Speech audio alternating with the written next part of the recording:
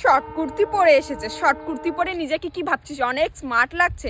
এই স্মার্টনেস দেখি আমার বয়ফ্রেন্ডকে হাতিয়ে নিবি? আর তুই এই লং কুর্তি পরে নিজেকে কি অবলা নারী ভাবছিস? অবলা তো নয়, যেন ছলনার হাড়ি, ছলে বলে কৌশলে আমার বয়ফ্রেন্ডকে পটিয়ে নিতে এসেছে।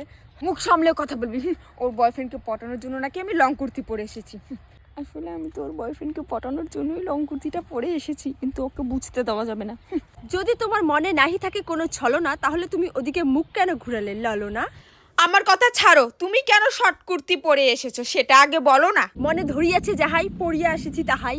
ইহা তো বুঝিতেই পারিতেছি আমার বয়ফ্রেন্ডকে পটানো ছাড়া তোমার আর কোনো মতলব নাই। আমার তোর বয়ফ্রেন্ডের উপর নজর নাকি তোর আমার বয়ফ্রেন্ডের উপর এই নজরগুলো পড়েছে? এই যে নিব্বি মনারা, তোমরা যে এখানে তোমাদের বয়ফ্রেন্ডকে নিয়ে কবিতা লেখালেখি করছো, ওদিকে গিয়ে দেখো গা তোমাদের বয়ফ্রেন্ড দুজনের সাথে মন্দিরে বিয়ে করে নিয়েছে। হ্যাঁ,